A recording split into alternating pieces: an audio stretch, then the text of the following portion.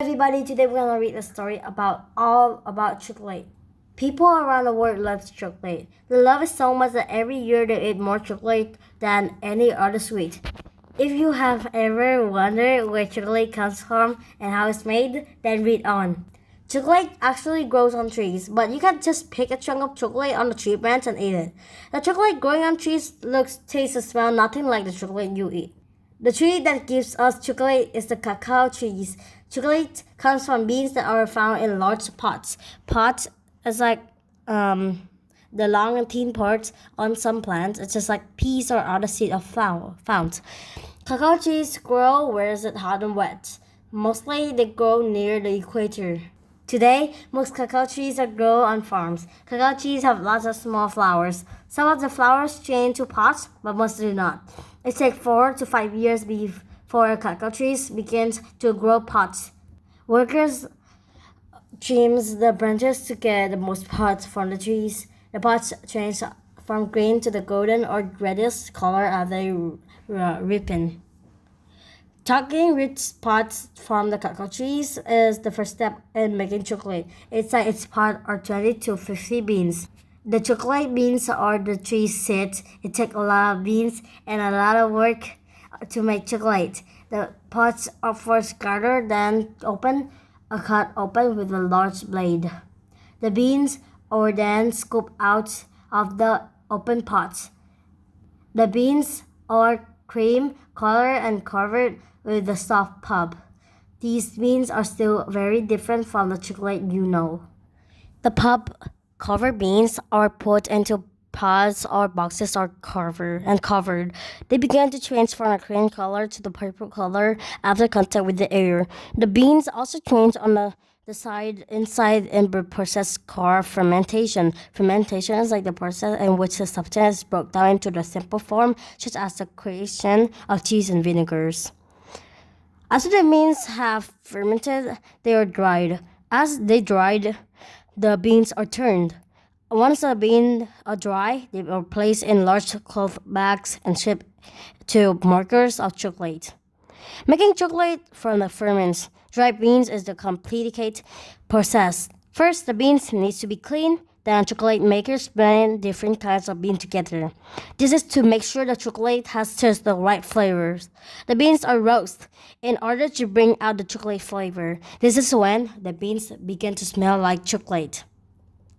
As the beans are roasted, the thin shells that covers them grows bitters.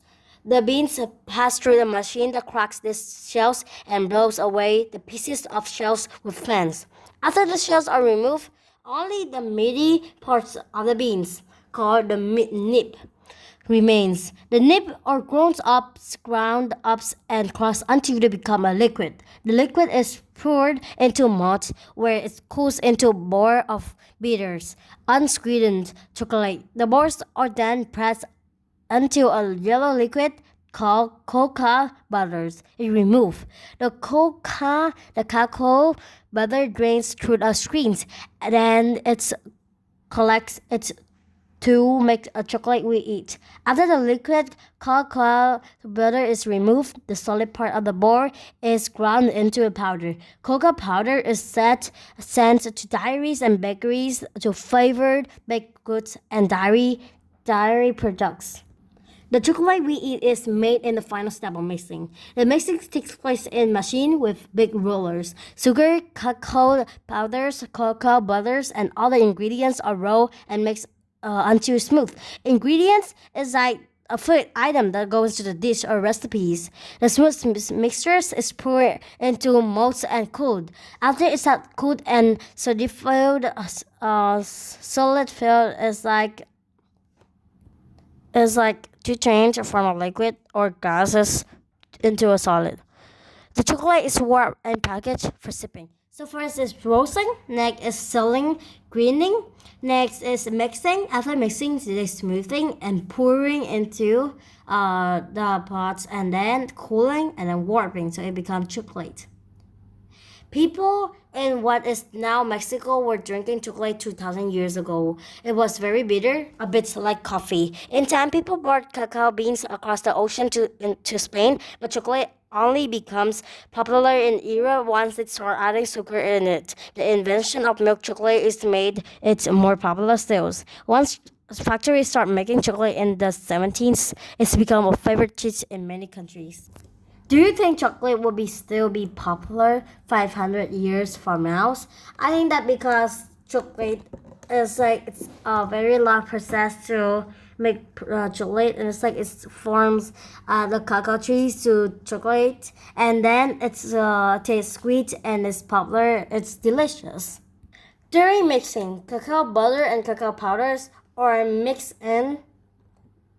I think that they are mixing cacao, sugar, and cacao beans, so it's all of above. And in the process of making chocolate, what is the step after the pots are picked?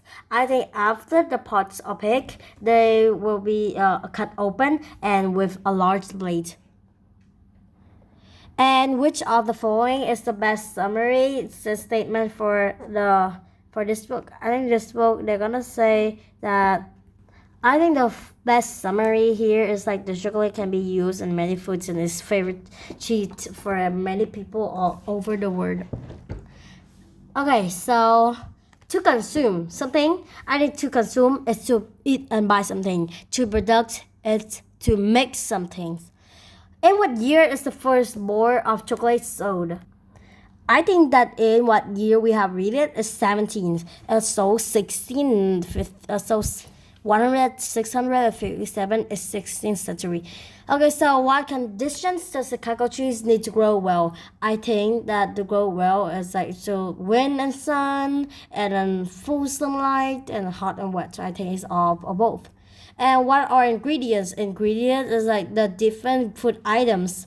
And what is the first step of process of making chocolate after the beans have fermented?